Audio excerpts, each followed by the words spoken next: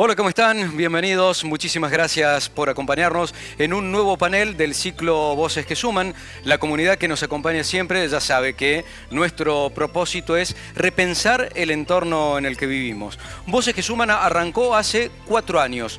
Todos los años hay un tema que siempre lo sostuvimos en la agenda y tiene que ver con la sustentabilidad. Hemos hablado desde distintos focos o con distintos abordajes.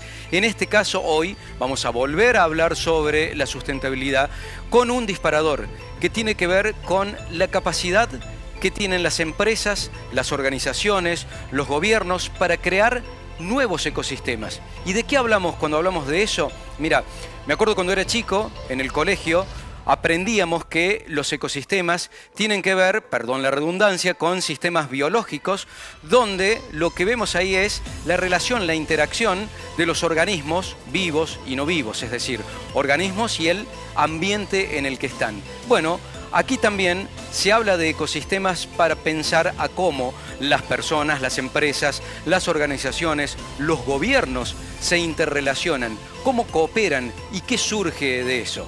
Mi nombre es Daniel Alonso, tengo el placer hoy de moderar a un panel de especialistas y de ejecutivos que nos van a ayudar a repensar la sustentabilidad. Pero antes de arrancar, déjame que te presente a las personas que hoy nos acompañan. Marcelo Tedesco es fundador y director de Global Ecosystem Dynamics Initiative, que estudia y analiza cómo funcionan los ecosistemas económicos. Formado en políticas públicas, antropología social e innovación, es investigador colaborador del MIT y director de investigación en ciencias económicas, sociedad y gestión del ITBA, el Instituto Tecnológico de Buenos Aires.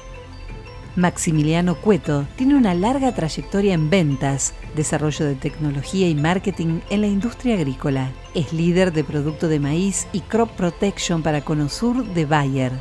Ha trabajado en propuestas innovadoras que contribuyen a la preservación de los recursos naturales y al secuestro de carbono en la agricultura a través de la digitalización. Tiene un enfoque que combina avances tecnológicos y prácticas agrícolas regenerativas. Belén Daguero es gerenta de comunicaciones corporativas, asuntos públicos y responsabilidad social de Holcim. Tiene una maestría en comunicaciones institucionales en la Universidad de Ciencias Empresariales y Sociales y formación en ciencia política y sociología. En su trayectoria laboral pasó por grandes compañías de servicios y productos. Gonzalo Parga es licenciado en Administración de Empresas por la Universidad Católica de Córdoba, con un posgrado de Desarrollos Inmobiliarios por la Universidad de Belgrano.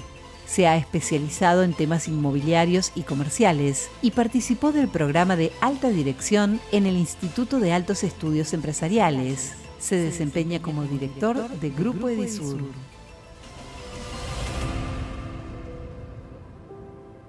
Bueno, ahora sí, ya estamos listos para poder iniciar la charla. Nobleza obliga, vamos a empezar saludando a las personas que están conectadas de manera remota. A ver si nos recibe bien allí Marcelo Tedesco, que es investigador para el ITBA y también investigador asociado para el MIT.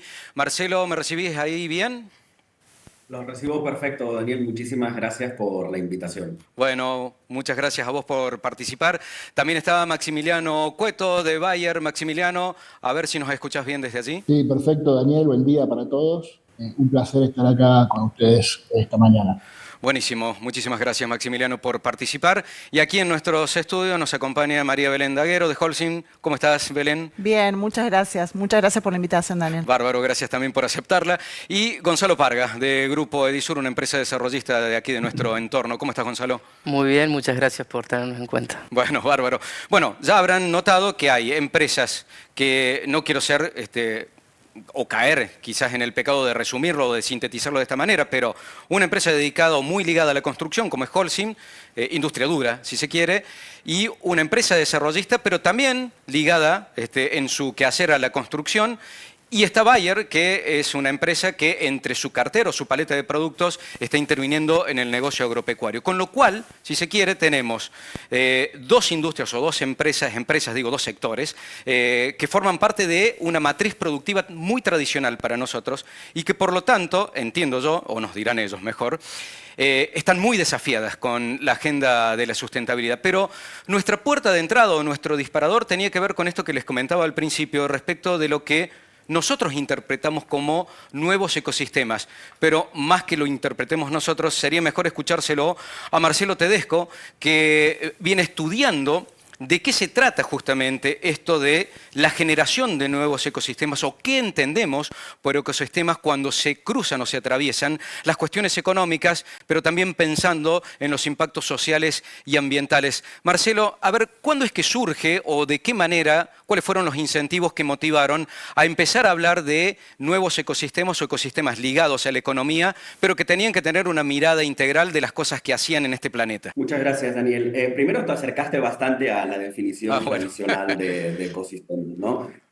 Básicamente, desde el punto de vista biológico de la teoría ecológica, un ecosistema, parafraseando, es un conjunto de organismos interrelacionados entre sí y con su entorno, a través del cual fluyen todos tipos de recursos en un área geográfica delimitada. Bien, eso es un ecosistema que involucra organismos vivos y no vivos, ¿ok? Ahora, si bien esta definición viene de la ecología, por ahí por primera vez en 1930, la palabra eco en realidad no tiene nada que ver con ecología. Eco viene del griego oikos, que significa casa. Entonces a Tantley, que fue el primero que habló de esto en ecología, se le ocurrió decir que ecosistema es el sistema de toda la casa, es decir, de todo nuestro hogar. Aunque la primera vez que se utilizó este prefijo de oikos para referirse a algo más allá de la casa en sí, lo usó Aristóteles para referirse a la economía, ¿sí? Entonces, en realidad, eco originalmente fue utilizado primero en la definición económica y ya en nuestros tiempos se popularizó en las ciencias, a través de las ciencias biológicas, como ecosistema. Ahora bien, por ahí de 1996, y esto fue disruptivo y a la vez fue una problemática en la literatura científica, el primero que lo utilizó para referirse a ecosistemas que tienen que ver con la economía fue James Moore, que habló del ecosistema empresarial. Y tiró algunas definiciones muy interesantes y tal vez de las más importantes es que para que los organismos del ecosistema empresarial evolucionen o crezcan, deben coevolucionar en conjunto con todo el ecosistema. Es decir, no hay forma de hacer sostenible a una empresa si esta empresa no coevoluciona con toda la red que tiene a su alrededor. El problema con James Moore es que no era ni economista, ni científico, ni sociólogo, ni científico social, ni sociólogo, ni biólogo, era un filósofo. Y él utilizó la palabra metáfora, ¿no?, para referirse a los ecosistemas de origen económico como el ecosistema empresarial. Perdón que te interrumpa ahí, pero supongo que al no venir de las ciencias económicas, y en esa época, viste que la academia económica era muy dura, ¿no?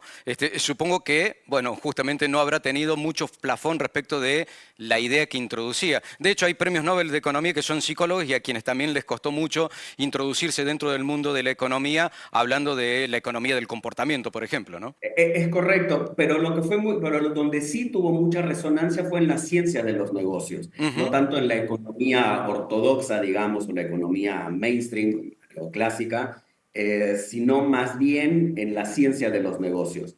Pero fue publicado en Harvard Business Review y eso tuvo un impacto enorme. El problema es que toda la literatura que se construyó después se siguió refiriendo a este término de ecosistema dentro del contexto de los negocios y de la economía como una metáfora. Y eso limitó muchísimo el avance de la ciencia desde una perspectiva ecosistémica.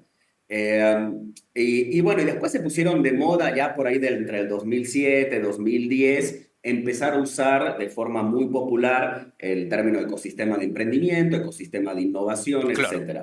Ahora, lo que nosotros hicimos en MIT, por ahí en 2020, publicamos una definición de ecosistema económico integrada desde la perspectiva de los sistemas complejos. Es decir, nuestra propuesta no fue que los ecosistemas económicos, empresarial, emprendedor, de innovación, científico, etcétera, no eran una metáfora, sino que eran sistemas complejos completamente integrados con el ecosistema social y el ecosistema biológico. Bien. Y definimos a un ecosistema económico como una red de actores y agentes interconectados entre sí, delimitados por una región que está construida por su dinámica social, su dinámica natural, en la cual comparten recursos para producir algún tipo de bien o valor económico. Y esta definición de ecosistema económico, que está construida desde los sistemas complejos, dice que los ecosistemas económicos son isofórmicos con respecto al ecosistema social y al ecosistema biológico. Y eso plantea un nuevo desafío, porque entonces no estamos hablando de una metáfora, sino de que las propiedades, los elementos, como básicamente los componentes, las relaciones, la función o el propósito, son estructuralmente iguales a los biológicos. Lo único que cambia es la naturaleza de sus recursos. Claro. Y eso plantea grandes desafíos, porque entonces, ¿qué pasa con lo que hacemos en ecosistemas económicos que están completamente integrados con el ecosistema biológico o el ambiental? Bien, déjame ahí hacer una pausa para poder integrar el diálogo. Me parece que la puerta de entrada la tenemos, ¿sí? Después veremos si nos sentimos representados o no, o si las empresas se sienten o no representadas, los organismos, las instituciones. María Belén, te invito a integrarte ahora. Con esta mirada, ¿cómo es que desde Holcim observan la dinámica de la agenda de sustentabilidad? Me parece que no es la misma agenda de los años 70 a la que tenemos ahora, 80, 90. ¿Cómo ha sido esa dinámica y a dónde están hoy parados? ¿Qué están observando de este entorno? Sí, incluso te sumo que desde hace un año esta parte también cambió muchísimo la tendencia y la dinámica de temas de sostenibilidad, ¿no? Era una invitación también para llegar a eso, ¿no? Creo que en el último año cambió mucho también. Y con respecto a lo que decía Marcelo de ecosistemas, desde Holcim siempre concebimos a la empresa dentro de un ecosistema, como decía él, ambiental y social y económico, obviamente, porque somos una compañía donde, digamos, la rentabilidad es clave, pero también la sostenibilidad como parte de la estrategia de negocio. Con lo cual, esto se concibió aproximadamente, o se empezó a desarrollar fuertemente hace 15 o 20 años en la compañía, en Holcim, a nivel global incluso, no solamente en Argentina. Obviamente que en Argentina tenemos guidelines o lineamientos o un plan global que tenemos que implementar a nivel local también, donde, como digo de nuevo, el pilar de sostenibilidad es parte de la estrategia de negocio. O sea, el 90% de los proyectos, de los lineamientos, de los negocios, del sentido de la estrategia tiene que ver con la sostenibilidad desde lo que producimos, desde lo que extraemos para hacer nuestros productos, hasta la venta, hasta incorporar la cadena de valor. Todo eso es un ecosistema que se interrelaciona día a día, donde vamos cambiando y vamos aportando para crear valor a través de nuestros productos y nuestros servicios. Dijiste, ¿no?, en el arranque que en el último año la agenda ha cambiado. Se escuchan otros discursos, hay nuevos liderazgos, si se quiere, con otra mirada, por lo menos de consenso que se venía sosteniendo. ¿Eso a ustedes les ha movido la agenda? La verdad que no, para nada, porque nuestro compromiso, propósito y misión de la compañía no cambió en nada. O sea, nuestra misión es ser líder en construcción sostenible y eso es un proyecto a largo plazo que no cambia en absoluto la estrategia que tenemos y hacia dónde vamos de ser una empresa net cero, como te digo, en el 2050. ¿Qué sería ser net cero? Que todo lo que emitimos al ambiente lo compensamos a través de las distintas acciones que hacemos en términos de energías renovables, en términos de energía térmica que utilizamos residuos para producir en nuestros hornos, Sí. etcétera. Con lo cual no cambió absolutamente nada, pero sí genera nuevos desafíos para las empresas donde la matriz o el objetivo de negocio base es la sostenibilidad. Obviamente que genera otros desafíos, explicar a nuestros clientes que comprar productos sostenibles tiene determinados beneficios, digamos. Cuando me decís desafío, y con esto voy a cerrar por lo menos en esta parte, ¿me decís que cuesta que lo entiendan? Sí, porque la agenda de sostenibilidad a nivel global también cambió. Bien. Como dijiste vos, en términos de nuevos liderazgos que hacen que quizá Sí, se pone en tenga duda. menos intensidad Ujú. lo primordial o la prioridad de sostenibilidad hoy por hoy. Queda claro. Entonces, desde el sector privado de las empresas tenemos que empujar para que eso no cambie. Y bueno, en el caso nuestro de Holcim es más fuerte que nunca porque es parte vital de nuestra compañía, propósito y misión. Bien, quiero ir con Maximiliano Cueto de Bayer, bueno, también para poder entender cómo es ese ecosistema de Bayer en el que la empresa se interrelaciona y cuáles son los vectores que eventualmente traccionan a la agenda de sustentabilidad dentro de la organización, Maximiliano. Bueno, la verdad que estaba escuchando atentamente a Marcelo y a Belén. Creo que tenemos muchas coincidencias en cómo los ecosistemas se conforman. En el caso de Bayer, nosotros operamos en toda la región agrícola de Argentina. Nuestro ecosistema está formado no solamente por nuestra compañía, sino por otras compañías competidoras y otras con las cuales tenemos también negocios en conjunto.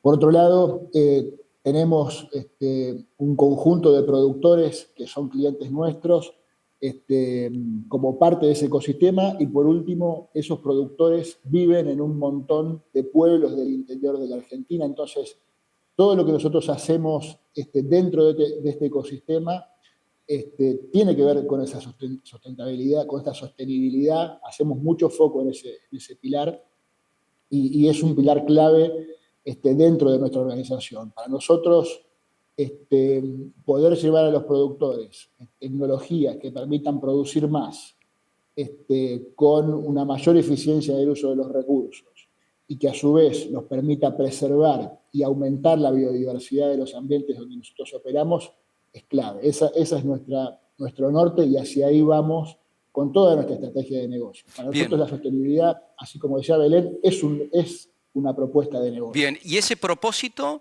que está claro, ¿cómo es que se resuelve? Digamos, estrategia, y después las acciones en la táctica, ¿cómo es que se resuelve? Está bueno el punto. Nosotros, a ver, como concepto de este tema de sustentabilidad, en el sector agrícola hablamos, hemos empezado a hablar desde hace algún tiempo de temas que tienen que ver con la agricultura regenerativa, ¿no? ¿Qué es la agricultura regenerativa? Si bien hay cientos de definiciones de agricultura regenerativa, y cada institución, cada empresa puede dar diversas definiciones del tema, para Bayer la agricultura regenerativa es un modelo de negocios basado en resultados, ¿no?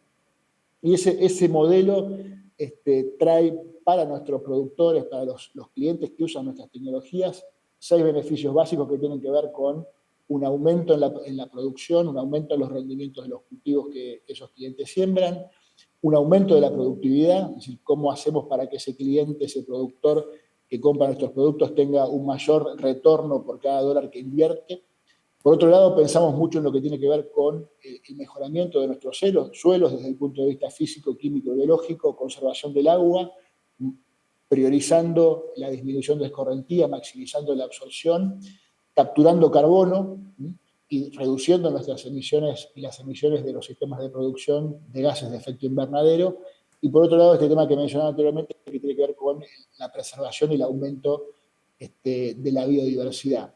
Y ahí, si querés, hay un tema muy importante que para nosotros desde Bayer es clave, es cómo, con las innovaciones que traemos como organización, cómo hacemos para que esa definición ampliada de sustentabilidad, que tiene que ver con producir más, con menos recursos, pero preservando el ambiente, potenciamos eso, ¿no? Entonces, el rol de Bayer acá es cómo traemos más innovación, más tecnologías que ponemos a disposición de nuestros productores para que puedan producir más, tener un negocio rentable. Sin rentabilidad no hay agricultor y sin agricultor no hay agricultura. Y por otro lado, impactar positivamente el ambiente. Entonces, ese es un poco el corazón y es donde nosotros enfocamos nuestro día a día en todo lo que tiene que ver con la innovación que ponemos a disposición en el mercado. Bien, está bueno esto que mencionabas al principio respecto de lo que ustedes interpretan por agricultura regenerativa como un modelo a partir de los resultados que da. Digo porque integrás en esa canasta, o integra la compañía, no solamente el resultado económico, ¿sí?, o el resultado productivo, de cuánto te rinde un cultivo de soja, de maíz, del grano que fuere, sino cuál es el resultado que tiene sobre ese medio ambiente o sobre esa biodiversidad, lo que tiene que ver con calidad de suelo, si se sigue conservando o no, o si se mejoran las propiedades del suelo donde se realiza. Bueno, todo esto, ¿de qué manera observan ustedes que derrama dentro de los sistemas productivos, por ejemplo, de aquí de la Argentina? Es decir, la adopción de modelo de agricultura regenerativa, ¿cómo es que está evolucionando o cuánto va avanzando? Estos modelos, como te decía Daniel, están asociados a modelos de negocio, ¿no? O la definición de esta agricultura, la regenerativa, está asociada a modelos de negocio. Para eso, desde Bayer trabajamos fuerte en la generación de esos modelos. Un ejemplo es nuestro programa ProCarbono, a través del cual medimos la huella de carbono. Por ejemplo, tenemos un programa específico que llamamos ProCarbono Commodities, y hablando de ecosistemas, en conjunto con un exportador que es Viterra, generamos un proyecto donde hay 1 millón de hectáreas de soja, que durante 2024, 1 millón de hectáreas de soja, nosotros hicimos un seguimiento y pudimos medir la huella de carbono generada en esas hectáreas de soja. Es un programa que fue muy exitoso, participaron casi 400 productores y pudimos tomar algunas cosas interesantes que surgen de ahí. Primero, cuando uno va a la literatura, a modelos que hay en el mundo y queremos entender cuál es la emisión por tonelada de soja, vemos valores que hablan de, en un lote libre de deforestación, de una producción de carbono de 250 kilos equivalentes de dióxido de carbono. Cuando nosotros realmente podemos medir esa huella de carbono en lotes reales del productor a partir de datos primarios, nos damos cuenta que la huella de carbono de la soja en Argentina es mucho menor a eso. Estamos en valores alrededor de 150. Y cuando vamos a los productores que son de punta, que son trabajando con estos modelos que tienen que ver con siembra directa, rotación de cultivos, inclusión de cultivos de cobertura, esos valores bajan a niveles de 80, 83 kilos de dióxido de carbono equivalente producido por tonelada de soja. Entonces, claro, primero se puede, ¿y qué es lo más interesante esto para un productor? Que por producir con esa huella baja de carbono recibe un premio por parte de este exportador que trabaja con nosotros, en el precio de la tonelada producida. Entonces, ahí hay varias cosas importantes, ¿no? Entonces, hay un modelo de negocio detrás de la sustentabilidad. El productor recibe un premio por participar de esos modelos de negocios y por hacer las cosas correctamente desde el punto de vista del manejo del cultivo. Y es algo que, aparte, si querés verlo como marca país, es un atributo muy importante de la agricultura argentina. La agricultura argentina es reconocida a nivel mundial por las prácticas sustentables que se implementan, y eso es una gran oportunidad en un mundo donde hay gente dispuesta a pagar por eso, ¿no? Entonces, me parece que es un modelo sumamente interesante. Sí, claro, y está interesante entender también, dentro de cada vertical, ¿no?, cómo es que se pone de manifiesto el juego de incentivos, ¿no? Porque al fin y al cabo, los incentivos que nos llevan a tomar determinadas decisiones, ¿por qué hacemos lo que hacemos? Es cómo los ponemos en juego. En el caso de una empresa desarrollista, como Grupo Edisur, Gonzalo, ¿cuál es la mirada que ustedes tienen sobre la sustentabilidad? ¿Por qué fue que se involucraron? ¿Qué pusieron en juego en esas acciones? Bueno, nosotros ya hace varios años que empezamos a ponerle una mirada de cómo hacer nuestros proyectos más sustentables, un poco por la escala, digamos, de los proyectos, de las intervenciones que venimos haciendo, nos sentimos medio obligados a empezar a mirarlo un poco de esta forma. Y en ese camino encontramos tres etapas en las cuales nosotros como desarrollistas podíamos intervenir en el camino de la sustentabilidad. La primera es el diseño. La etapa de diseño es la que depende pura y exclusivamente de nosotros como empresa, donde uno, poniéndole mucha ingenio y creatividad a un diseño, a un proyecto, puede hacerlo que sea más sustentable y que genere menor impacto. La segunda etapa sería la etapa de construcción, donde la etapa de construcción, por un lado, depende de nosotros, pero por otro lado también uno se puede apoyar o en proveedores, o en tecnologías, o en, digamos, mano de obra diferente que... Y en este caso nosotros, lo que es la construcción, ya hace varios años venimos trabajando en buscar nuevas tecnologías que sean más amigables, que generen menor impacto. En ese camino nosotros creamos la fábrica de Steelplex, creamos una unidad de negocio también de vivienda modular, donde son construcciones que generan mucho menor impacto que la construcción tradicional, y llevándolo también a cuestiones asociativas en lo que es la construcción. Por ejemplo, acá con la gente de Holcim, en algunos desarrollos aplicamos un hormigón EcoPack, que es un hormigón que desarrollaron desde Holcim ya hace un par de años, que genera mucho menos emisión, lo cual también, llegado el momento en el que nosotros venimos trabajando también en tratar de aplicar certificaciones a todos nuestros desarrollos, uno logra lograr una mejor puntuación en esa. Y la última instancia sería la de operación, o sea, decimos diseño, construcción y operación. La operación es quizás la más compleja o la que te genera desafíos más grandes, porque es la que, en un caso, supongamos, en nuestro edificio corporativo, la operación depende pura y exclusivamente de nosotros, entonces todas las herramientas, todas las cuestiones que nosotros podamos aplicar para disminuir el impacto están a nuestro alcance.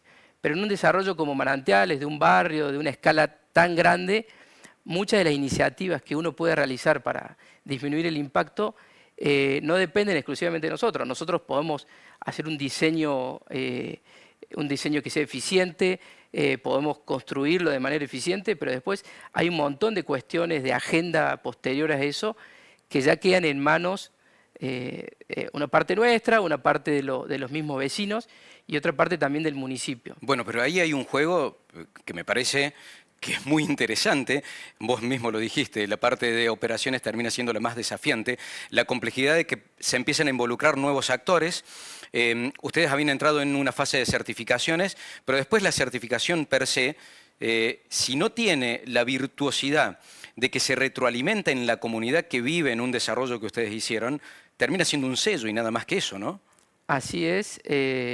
Por ejemplo, en Manantiales nosotros que logramos certificar... Perdón, Manantiales, porque nos están mirando desde distintos puntos del país. Estamos saliendo por los Andes en Mendoza, por Vía País desde Buenos Aires, además de nuestra plataforma en La Voz.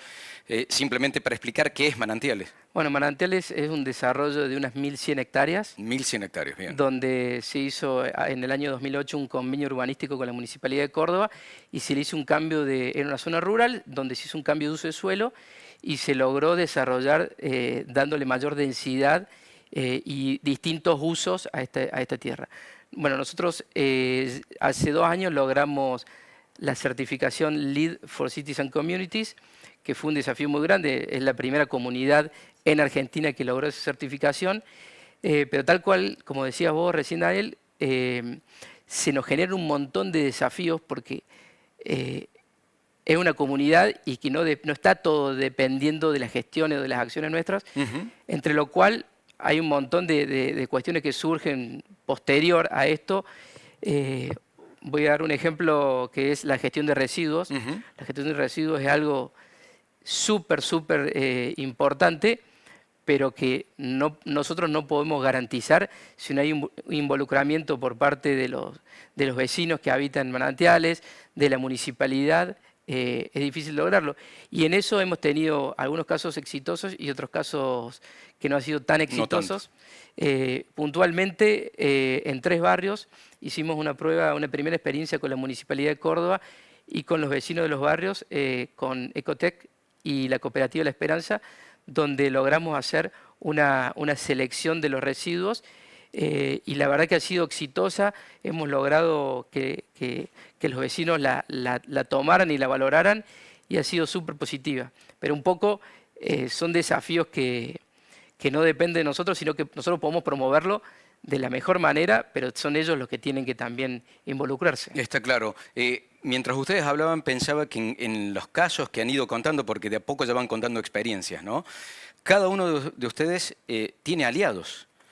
Solos no lo pueden hacer, no porque no lo puedan, sino porque hay también una lógica de cooperación que los hace a ustedes también involucrarse en ese entorno, por eso hablábamos de ecosistema, en ese entorno de buscar los aliados ideales para poder desarrollar acciones que tengan mejores impactos, tanto ambientales como sociales o como económicos. Y antes de cerrar esta primera parte, quiero volver con Marcelo. Marcelo, me gustaría que por lo menos lo dejemos a modo de títulos, así, de disparadores, y después lo desarrollamos a la vuelta de la pausa, que es pensar en qué cosas tienen que estar para que un ecosistema, como estamos hablando, sean ecosistemas virtuosos, ¿sí? Después veremos cuáles son las cosas que fallan. Pero ¿qué cosas sí o sí tienen que estar para que esos ecosistemas sean virtuosos, Marcelo? Voy a retomar también con lo que dijiste al inicio sobre lo que te enseñaron en la escuela. Dale. Te enseñaron una definición sobre ecosistemas, lo que no se enseña en la escuela, pero sí se enseña en las carreras de biología, es que la competencia en la biología es un mecanismo no benéfico. Y esto es sumamente disruptivo si lo trasladamos a la economía visto como un sistema complejo. Sí, claro. Es decir, si la economía es un subsistema biológico, como dice la evidencia, no podemos considerar a la competencia como un mecanismo benéfico en la economía. Pero esto no lo enseñan en las clases de economía ni de negocios, lo enseñan en las clases de biología. Algo por extensión teórica no podríamos sostener que la competencia es benéfica. Es natural, existe, pero no es benéfica. A lo mejor si quieres hasta ahí lo dejamos y después ampliamos. Me lo dejaste picando. La verdad que sí, porque uno se imagina, ¿y entonces cómo? Pero si todo lo que aprendimos era que había que salir a competir. Es más, hablamos de agendas de competitividad hoy por hoy en nuestra coyuntura. Pero bueno, está bueno el anclaje desde el cual lo disparaste y está bueno para desarrollarlo. Ahora vamos a hacer una pequeña pausa. Acuérdate, estamos por las plataformas de La Voz, desde Córdoba, por los Andes, desde Mendoza y por Vía País, desde Buenos Aires. Estamos conversando, tratando de enriquecer la conversación pública acerca de la agenda de sustentabilidad, que tiene un montón de aristas. Nosotros nos hemos metido por una de esas aristas, por una ventana, que es pensar en cómo crear y cómo sostener nuevos ecosistemas que hagan sentido en impactos positivos ambientales, sociales y económicos. Pero hay mucho más por hablar. En un ratito volvemos, renová el mate, búscate un café, ya volvemos por las plataformas.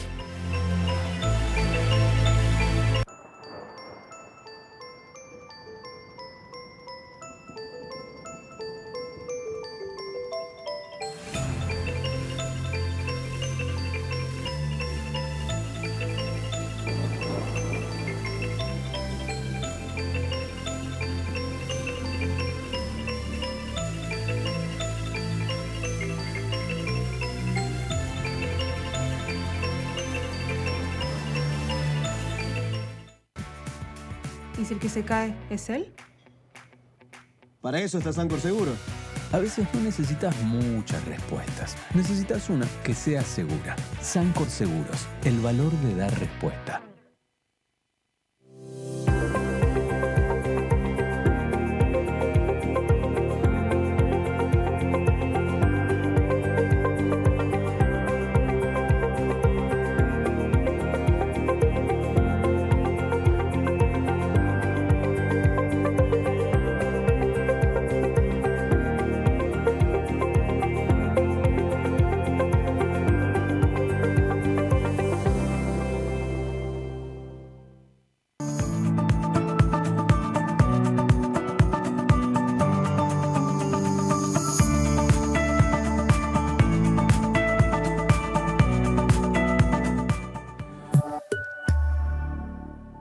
Un grupo.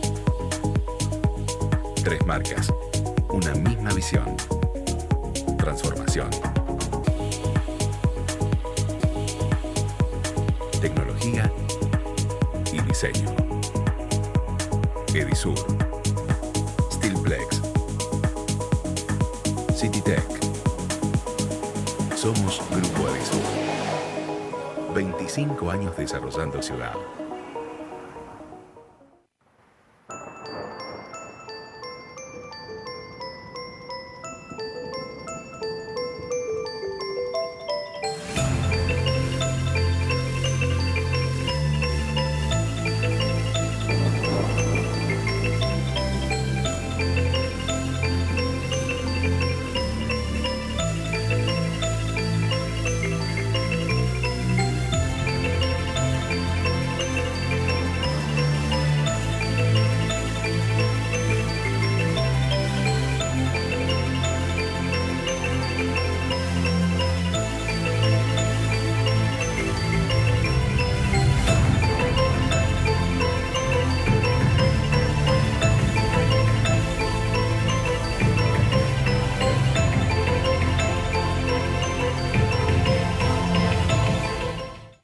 Housing puede ser, o un condominio de esos nuevos, cerca de todo, pero tranquilo y con una buena que tenga asador para la fiesta.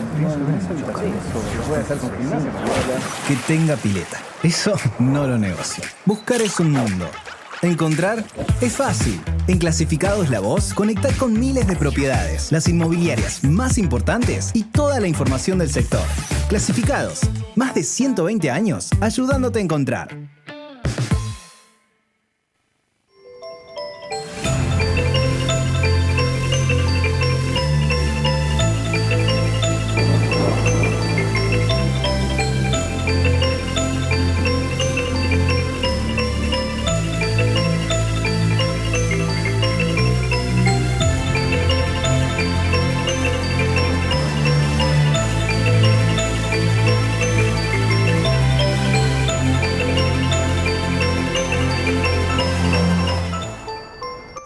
Bueno, ya estamos de vuelta en esta conversación, en este panel sobre la sustentabilidad. Les confieso que, Marcelo, te confieso que acá nos quedamos charlando acerca de lo que tiraste, la carta que tiraste. ¿Cómo es eso de que la competencia no es benéfica? Y entonces, ¿qué deberíamos entender por competir? ¿O cuál sería la forma más virtuosa de entender esa competencia? Pero no lo quiero explicar yo porque lo tenés que explicar vos. A ver. Yo sé que es algo que causa generalmente muchas contradicciones por la forma en la que hemos sido educados y de vuelta por la teoría económica dominante que no se informa generalmente en otras ciencias como sí lo hacen el resto de las disciplinas científicas, ¿no? Pero esto es muy... digamos, es bastante breve y bastante determinista ya, porque es evidencia de más de 50, 60 años en las ciencias biológicas. Se dividen las interacciones sociales en la biología y no nos olvidemos que somos entidades biológicas, sociales, como la mayoría de los organismos en este planeta, ¿no? Entonces, la biología divide las interacciones dentro de los ecosistemas en dos tipos de interacciones, en dos grupos. Las relaciones benéficas y las relaciones no benéficas.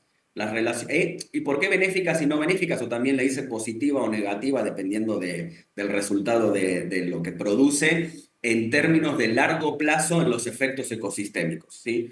Entonces, las relaciones benéficas son mutualismo, cooperación, comensalismo, facilitación y algunas otras, pero esas son las 4 más famosas. ¿Por qué? Porque en la interacción de estos organismos o estas entidades biológicas, el resultado de esa interacción es positivo para ambos, ¿sí? O al menos no daña a nadie de los que interactúan en esa relación. En el caso de las relaciones no benéficas tenemos dos muy conocidas que se utilizan mucho también en economía, que es depredación y parasitismo, ¿no? Que son muy famosas. Después tenemos otras por ahí que son muy técnicas en la biología, pero que también están presentes en las interacciones humanas.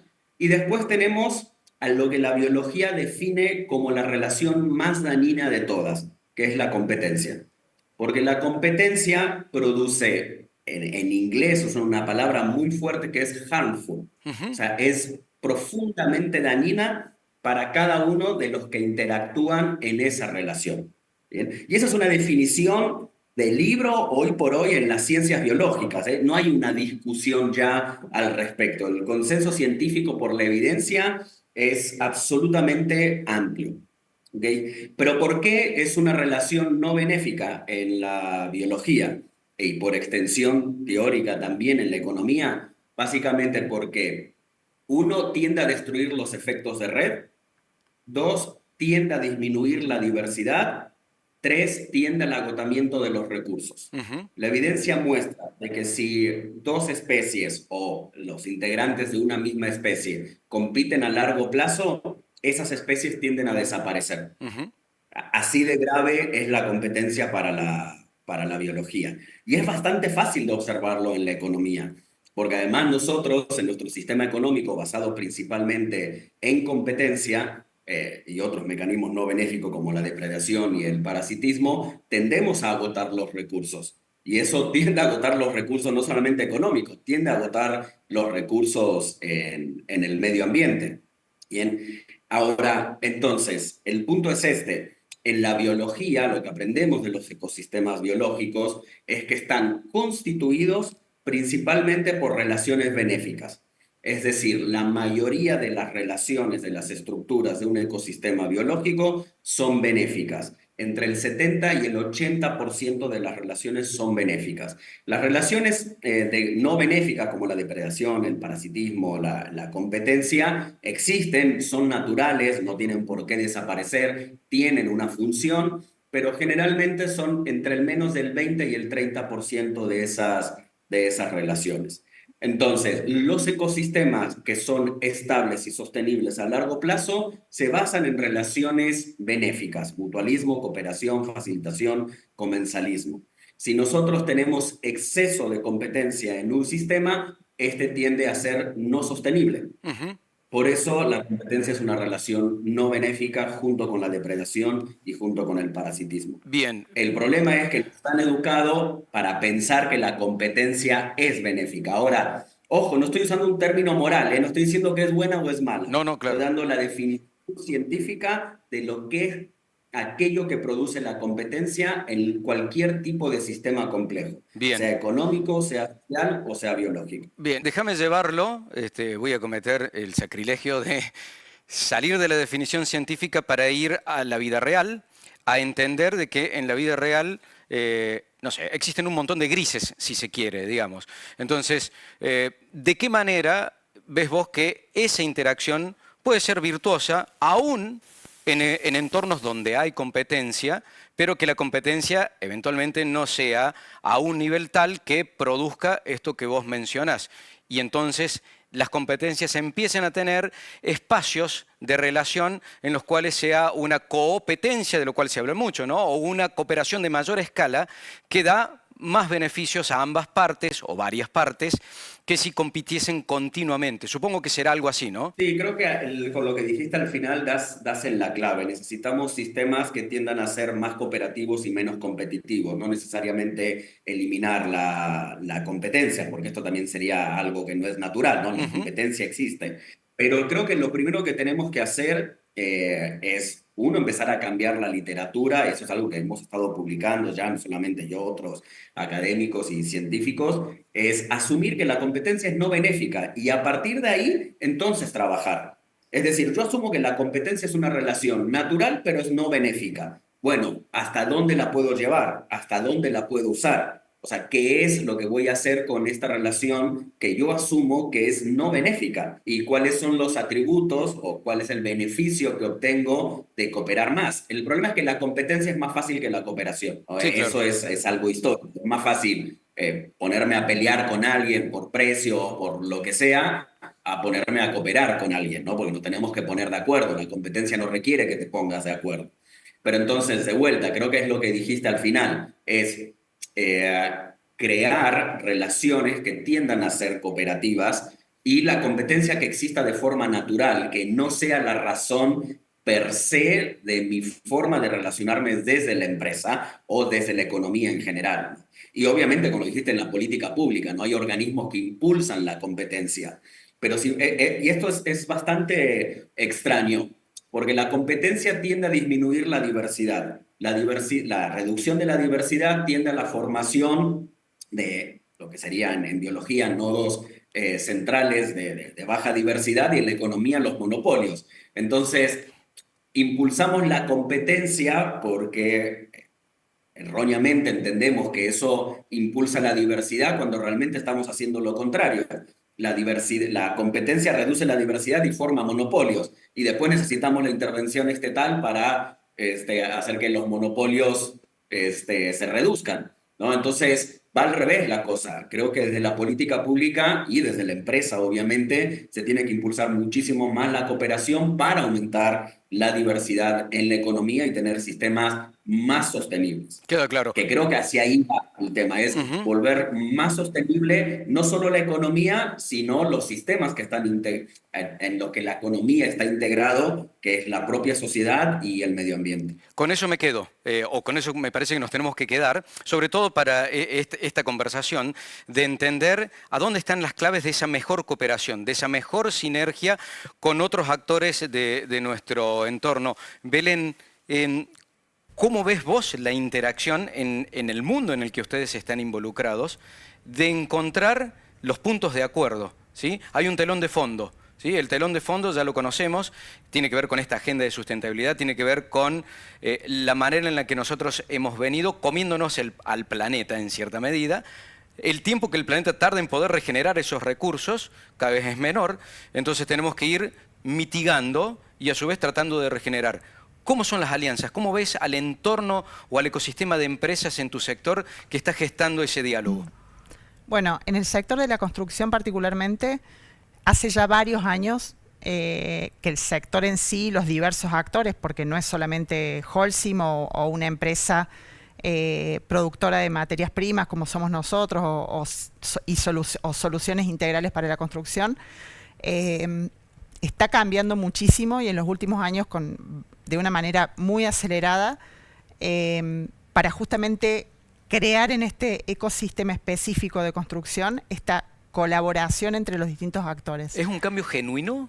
Totalmente, sí. Sí, totalmente. Bueno, y acá Gonzalo también lo va a poder decir porque, bueno, pertenecemos o estamos involucrados en el mismo sector, pero en distintos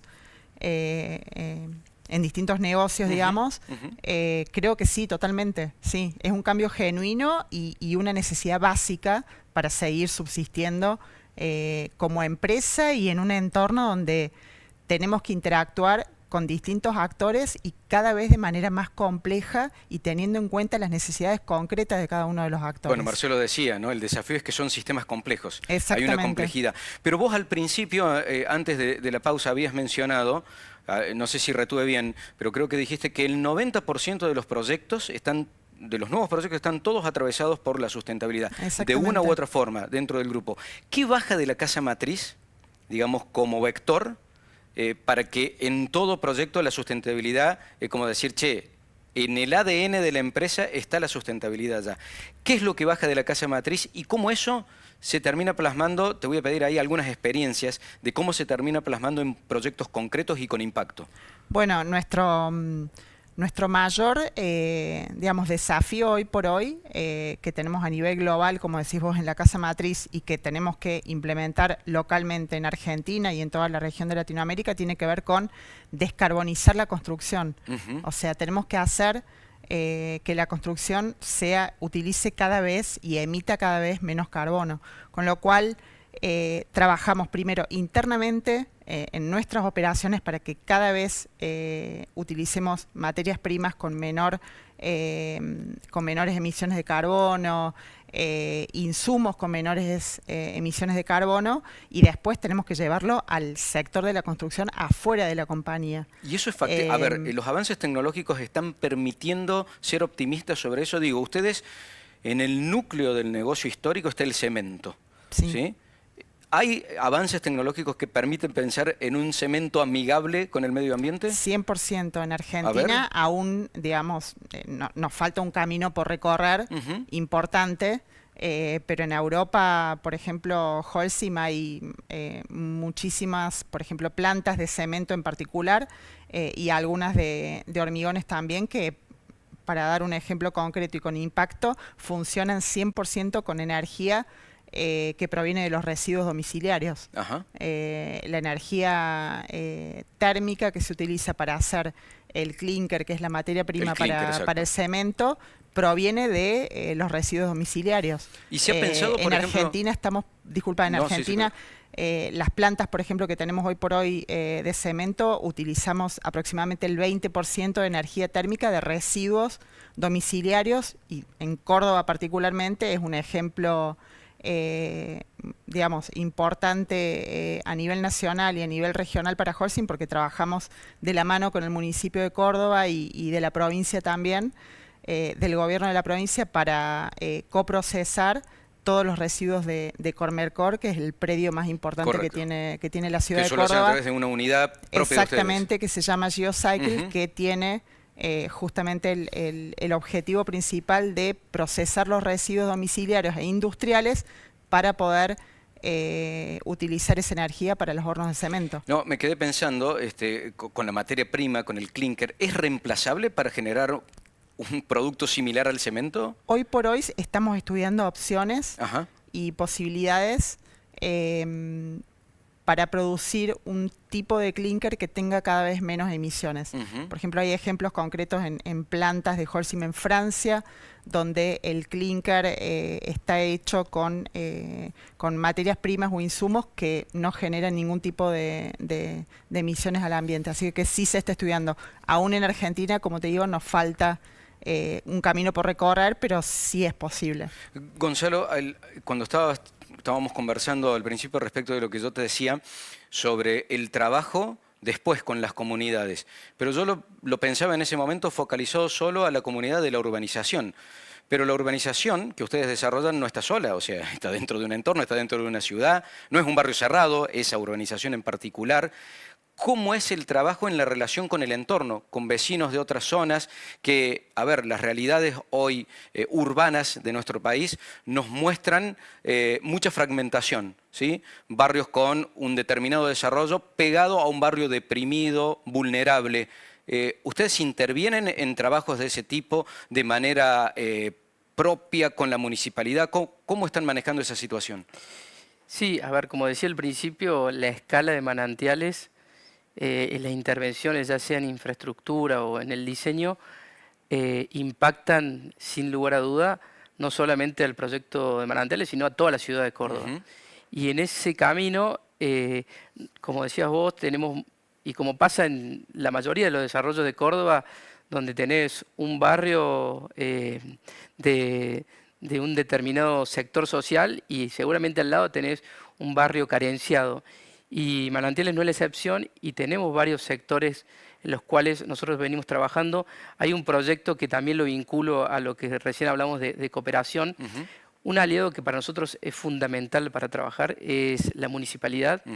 Nosotros, si la municipalidad nos acompaña, podemos hacer un montón de acciones, y un ejemplo muy interesante es que cuando uno hace un desarrollo en Córdoba, tiene que dejar un 2% de tierra destinado a un destino social.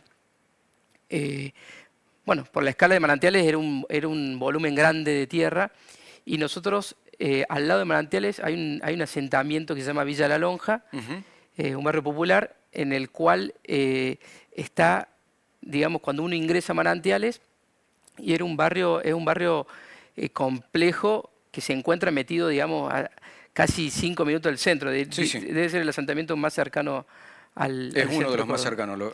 ¿Cuántas familias viven ahí? Hoy hay 200 familias, 220 familias. Mira. Y bueno, nosotros hicimos un convenio con la Municipalidad de Córdoba. Es el primer convenio público-privado para poder urbanizar. Y la verdad que encontramos este ganar-ganar, porque a nosotros nos ayudó un montón el que poder, bueno, hoy lo que hicimos fue hacer un convenio con la municipalidad en el cual le llevamos infraestructura a la gente. Le llevamos servicios de agua, de energía, de alumbrado público, las calles. Y bueno, por otro lado también la municipalidad y la provincia intervinieron haciendo espacios, donde eran espacios verdes, polideportivos, y la verdad que fue algo todavía no lo hemos terminado, tenemos un avance más o menos un 60-70% de todo esto, pero la verdad que ha sido un desafío muy grande como empresa, pero de un impacto súper positivo tanto para nosotros como para las familias que viven ahí. Y que en esencia es dar infraestructura, urbanizarla prácticamente, pero darle infraestructura digna a un sector deprimido, a un sector vulnerable. Así es, no solamente darle la infraestructura, sino también regularizar los títulos. Sí, sí, que el la dominio gente tenga catastral. títulos. Y bueno, la verdad que esa ha sido una experiencia muy interesante, Bien. que creo que es digna para replicarla en varios sectores de Córdoba. Bien, voy con Maximiliano, pensando en este tipo de trabajos con impacto, pero también en alianzas. Entiendo, Maximiliano, que desde Bayer, por lo menos nos lo contaron aquí, no ustedes, sino Prodeman, que es una empresa que está en el interior de Córdoba, en General Cabrera, una zona que está más relacionada con, si se quiere, la economía regional del maní. Ahí hay una familia al frente de esa empresa, que son los Cavigliaso. Ellos nos habían comentado que estaban trabajando con ustedes en campos experimentales o en un módulo experimental. ¿Qué ha sido de esa experiencia? ¿Desde cuándo la vienen desarrollando y qué resultados vienen obteniendo, Maximiliano? Bueno, está buena la pregunta y está muy conectada con lo que hablaba Marcelo hoy de la cooperación y de cómo esa cooperación trae cosas positivas para el ambiente o para el ecosistema, ¿no? Entonces, desde Bayer tenemos una iniciativa que llamamos Bayer Forward Farming. Es una iniciativa global, pero que en Argentina tiene una importancia vital y clave para nosotros desde Bayer. Entonces, anteriormente hablábamos de estos sistemas de agricultura regenerativa, ¿no? Entonces, ¿cómo estamos trabajando desde la organización para llevar estos conceptos, para poder si ves, expandir estas ideas de la agricultura regenerativa al resto de la comunidad de productores y también para mostrar a la sociedad cómo se produce en Argentina, ¿no? Y cuál es el valor que tiene la producción agropecuaria en Argentina. Entonces, como vos bien decías, Daniel, en la provincia de Córdoba estamos trabajando con la familia Cavigliaso en Cabrera, mostrándole a los productores, al entorno, a la comunidad, y en conjunto también con otras entidades de la región, en cómo podemos producir maní en un sistema de producción que sea sostenible del tiempo, ¿no? Y que nos permita producir cada vez más, potenciar ese clúster manicero que hay en el sur de Córdoba y que a su vez eso esté conectado con beneficios para el medio ambiente. Así como trabajamos con los Cavigliaso en Cabrera, también trabajamos en Córdoba con otros productores, con la familia Lugatti en Oliva, sí. Con la familia Elorza, con la familia Busili en Elena, cerca de Río Cuarto. Entonces, en esos lugares nosotros estamos expandiendo estos conceptos, estos criterios de agricultura regenerativa y de cómo producir de manera más eficiente a la vez que preservamos y restauramos el medio ambiente, ¿no? Entonces, esos lugares, esos sitios generan conexión, ya te dije anteriormente, con otros productores de la región que vienen hacia aquí para entender cómo es este sistema de producción y cómo se puede expandir, pero también son lugares donde conectamos con instituciones académicas de la región, con la sociedad de los pueblos vecinos para mostrarle cómo es la producción agropecuaria argentina. Entonces, claramente esos son lugares donde esa virtuosidad de estos sistemas se ve expresada de manera muy clara, ¿no? Bien, queda claro. Me asusta cómo pasa el tiempo. Y así es que se nos ha pasado el tiempo volando. Pero no quiero cerrar sin antes, por lo menos cada uno de ustedes nos ayude. Nosotros tenemos como una especie de costumbre de armar una caja de herramientas de las cosas que hemos venido conversando y aprovechar para eventualmente introducir cosas nuevas que no hayan tenido la posibilidad de compartir. Pero pensado desde el foco que nos convocó como disparador, pero para tratar de entender qué tipo de acciones son las que tenemos que poner en juego cada vez que pensamos en que nuestros impactos, ahora vieron que la Agenda 2030 nos acelera, y no sé si vamos a llegar realmente a esa Agenda 2030 cumpliendo aquellos objetivos que se había fijado Naciones Unidas con los ODS, y más aún pensando, como bien decía Belén al principio, que hoy esa agenda está un poco trastocada, tiene ruidos respecto de mensajes de nuevos líderes mundiales. Pero si tuviésemos que pensar en que tenemos que acelerar y en que tenemos que multiplicar los impactos positivos en medio de un entorno en el cual nos empiezan a ocurrir cosas que antes no eran tan comunes. No sé, me quedo con los eventos climatológicos de los últimos meses aquí mismo, aquí en la Argentina, en Buenos Aires, en Bahía Blanca la tormenta, días atrás también en Buenos Aires las inundaciones con eventos climatológicos muy fuertes que hablan de, bueno, habrá quienes piensan que hay un estrés en nuestro planeta y que el planeta responde de esa manera. Pero bueno, pensando en ese tipo de cosas, arranco con vos, Belén. ¿Qué imaginás que tenemos que poner en juego dentro de esa caja de herramientas? Creo que dentro de la caja de herramientas pondría entender un poco más y siguiendo también esta idea que seguíamos de Marcelo de ecosistema, entender un poco más en profundidad todos los actores que nos rodean como compañía, empatizar un poco más y acelerar, digamos, este proceso de sostenibilidad y de generar valor agregado con triple impacto en todos los actores, tanto en la cadena de valor como en el ecosistema social que tiene Holcim como compañía y cualquier otra compañía de cualquier sector. Hay algo interesante ahí que me quedé pensando en esto cuando uno dice entender a los actores, que parece algo de sentido común y sin embargo no sé si lo practicamos tan profundamente, de saber cuáles son sus motivaciones, qué lo mueve. Exacto. Cuando yo les decía de los sistemas de incentivos, ¿cuáles son sus incentivos? ¿Por qué toman las decisiones que toman? Y cuando uno piensa en eso, no solamente me quedo pensando en esto de la competencia de otras empresas pares, sino en otros actores, ¿sí? Los gobiernos mismos, ¿sí? Otros que interactúan dentro de este ecosistema. Maximiliano, gracias, Belén. Voy con vos para conocer cuáles serían para vos herramientas importantes o positivas en este juego. Bueno, a ver, yo creo que en este juego de la sustentabilidad y de cómo impactamos positivamente el ambiente y la sociedad en la cual vivimos, creo que hay dos cosas que son importantes. A ver, creo que para mí uno es la innovación. Creo que nosotros, las organizaciones, las compañías, tenemos ahí un rol importante para jugar. Todo lo que innovemos ayuda, y voy a hablar por el caso de la agricultura, ¿no? Ayuda, como te decía anteriormente, a producir más con un uso muy eficiente de los recursos e impactando positivamente el ambiente. Creo que la innovación es una herramienta clave, la digitalización en el agro es una herramienta clave. La digitalización permite hoy entender y llevar adelante programas que permitan medir el impacto de las prácticas agrícolas en el ambiente, entender y tenerlo de una manera sencilla, rápida, poder verificar lo que hacemos a nivel de prácticas agronómicas en el campo. Entonces creo que ahí tenemos un rol muy, muy importante las compañías que trabajamos en el sector.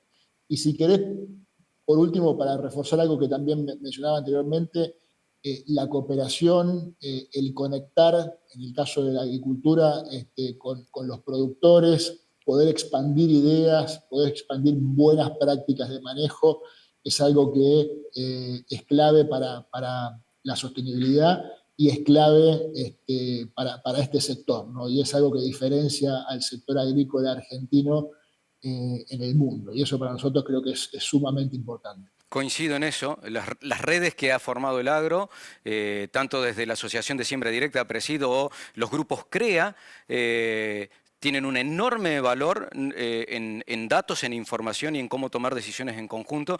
Y subrayo otra cosa que dijiste, Maximiliano, respecto de innovar y en la digitalización, porque solo se mejora lo que se mide, y sin datos y sin hacer valer esa utilidad del dato entendido dentro de un determinado contexto, es lo que hace a una toma de decisiones más inteligente. Gonzalo, ¿qué herramientas pondrías en juego? Yo pienso que desde la industria nuestra deberíamos trabajar en dos cosas principalmente. Una es la educación. Creo que en lo que es el desarrollismo, en Argentina estamos medio atrasados, pero también es por falta de conocimiento, de comunicación.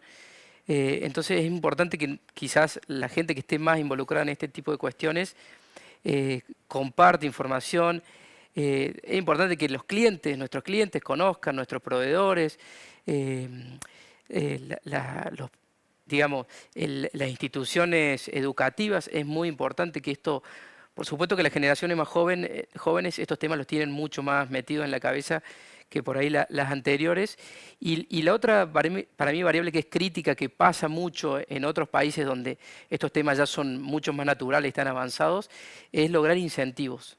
Yo creo que es fundamental que haya incentivos por parte del Estado a aquellas empresas que invierten o generan productos más sustentables, ya sea no directamente para los clientes, no directamente para la empresa, sino puede ser para los clientes a través de, por ejemplo, tasa diferenciada de créditos, o sea, bonificaciones de derechos de edificación.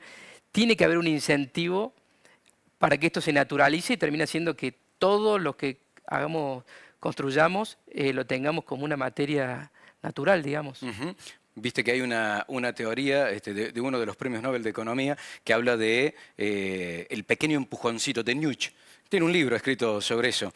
Su teoría consiste en que pequeños empujoncitos pueden generar después un empujón muy grande. Creo que debería ir por ahí. Pero bueno, hay un diseño de política pública también para eso y por eso la interacción de ecosistema y de cooperación en la interacción público-privada es súper importante. Bueno, para el cierre lo dejé a Marcelo para que él también nos oriente en lo que él considera. Marcelo, entiendo que también has trabajado para empresas, creo que Toshiba, ¿no? Te involucraste en acciones para Toshiba, o sea que conoces desde el lado de la academia, pero también desde dentro del mundo corporativo, conoces los incentivos que se mueven. ¿Qué herramientas vos pondrías en juego entonces allí para que la cooperación sea mejor, de mejor calidad y con mejores impactos? Sí, correcto. Fui director de estrategia de Toshiba para Latinoamérica y de hecho ahí fue donde, observando lo que veía a mi alrededor, que me involucré mucho más profundamente en la academia y cómo los negocios funcionan desde el punto de vista científico y social, ¿no? Para cerrar, quiero tomar esto que tú dijiste. Estamos en una situación bastante crítica, ¿no? En términos de lo que está pasando con el cambio climático. Es tan crítica, hace algunos años la NASA, junto con un grupo de científicos muy reconocidos, publicó un informe de que el planeta estaba perdiendo su balance energético, esto es su capacidad homeostática, que es nada más y nada menos que la capacidad que tiene el planeta para sostener la vida. Es decir, la situación es realmente muy grave, ¿no? No hay teorías de conspiraciones, los científicos no nos ponemos de acuerdo para alcanzar una agenda ideológica que es la 2030, ¿no? Que a veces que eso es una agenda básicamente con objetivos muy claros, pero viste todo este ruido en las redes sociales pensando que es una teoría conspirativa. No, es una realidad que nos atañe a todos, que está causando serios problemas, no solamente en términos ambientales, también en términos sociales. Los que se están viendo más afectados son las poblaciones más vulnerables y creo que eso para este kit de herramientas tiene que ver con cambiar el mindset por completo, ¿no? En tres aspectos fundamentales a cambiar el entendimiento de cómo creemos que funcionan las cosas. Uno, lo que veníamos hablando de asumir que la competencia es una relación no benéfica, tanto en la economía como en la sociedad como en la biología, y que el exceso de competencia tiende a hacer los ecosistemas menos sostenibles. La segunda tiene que ver con algo que no hablamos mucho, pero las empresas son ecosistemas en sí mismas, son un conjunto de agentes, de personas que interactúan entre sí con una función específica. Y hay algo que se llama el costo social, que es una teoría económica muy antigua y muy aceptada, con la que discrepo un poco en el sentido de que la empresa genera un costo social. La actividad económica, al ser una actividad económica centrada en la competencia y con la función principal o el propósito principal de generar ganancias, termina creando un costo social, entonces hay que tratar de disminuir ese costo social. Y yo pienso que tenemos que ser mucho más disruptivos y creo que mis compañeros de panel, tanto Gonzalo como Belén como Maximiliano, sus empresas lo están entendiendo muy bien. Hay que cambiar el propósito de para qué existen las empresas, para qué existe este ecosistema que es una empresa y que no sea generar ganancias, sino producir algún tipo de valor social y como consecuencia entonces sí generar ganancias, generar riquezas. Pero creo que eso tiene que cambiar y tiene que cambiar rápidamente en la forma en la que concebimos a la empresa dentro del ecosistema social. Y tercero, que tiene que ver con lo que mencionaste al final con la política pública, es que la ideología no es ciencia y la ideología no nos lleva a ningún buen puerto. Necesitamos que la política pública se base en evidencia científica y no en la ideología de turno. Argentina y Latinoamérica, la región en general, ha sufrido mucho por gobiernos ideológicos, el que sea que esté de turno, llevando sus políticas públicas de acuerdo a lo que ellos creen que funcionan. Y eso también tiene que cambiar. Necesitamos política pública basada en evidencia científica y no basada ni en ideología social ni en ideología económica. Y al final de cuentas, algo que han demostrado las empresas, más allá de cualquier pensamiento que pueda haber al respecto, es que son mucho más ágiles que el Estado para accionar cambios. Entonces creo que estos pequeños cambios que tú estabas hablando, Daniel, pueden venir de las empresas para generar un cambio mucho más ágil, mucho más amplio y con un impacto real tanto en la sociedad como en el ecosistema ambiental. Absolutamente. Y creo que es así, digamos. Nuestros movimientos o los movimientos que hacemos de a poco, pequeños, son los que después terminan siendo los movimientos más grandes. En este caso, les toca a las empresas. Creo que es Marcelo Elizondo el que dice o lee lo que ha ocurrido en el siglo XX y lo que viene ocurriendo en este siglo. Y coincido un poco con esa lectura. En el siglo XX, los hechos fueron generados por la política, mucho por la política, ¿sí? Las guerras mundiales, inclusive, etcétera. Bueno, obviamente que había toda una cuestión geopolítica al medio. Mientras que en el siglo XXI la agenda la terminan marcando las empresas. Bien o mal, no importa. No importa, sí, importa. Pero digo, bien o mal la vienen marcando las empresas y creo que ahí hay una oportunidad inclusive para que ese ecosistema sea aún más benéfico. Marcelo, muchísimas gracias por participar en esta conversación. Gracias a ustedes por la invitación. Maximiliano, también, muchísimas gracias por hacer lugar en tu agenda, conectarte y poder charlar con nosotros. No, muchas gracias a ustedes por la invitación y fue un placer. Bueno, y aquí, Belén, gracias también de nuevo por participar aquí. Muchas gracias por la invitación y muy interesante. Gonzalo, también, muchísimas gracias. Gracias a vos, muchas gracias. Bueno, y hasta aquí llegamos nosotros. Nos vamos a volver a encontrar, como siempre. Ustedes saben que nuestra dinámica es un panel por mes. El mes que viene, nuestro foco será repensar las finanzas, ¿sí? En un país como la Argentina, ¿no? Pero tratando de buscar allí un punto de anclaje que tiene que ver con algo que también se viene hablando desde hace un tiempo, que es la educación financiera y de qué manera vamos del dicho al hecho, es decir, cómo la educación financiera efectivamente empieza a permear dentro de la currícula en las escuelas primaria, secundaria. Algunos se asustan cuando se habla de educación financiera en los más chicos, en la secundaria, en el nivel universitario, para construir ciudadanos con decisiones más responsables respecto de nuestra economía, pero también de su propia economía. Muchísimas gracias por habernos acompañado. Nos encontramos en un próximo panel. Chao.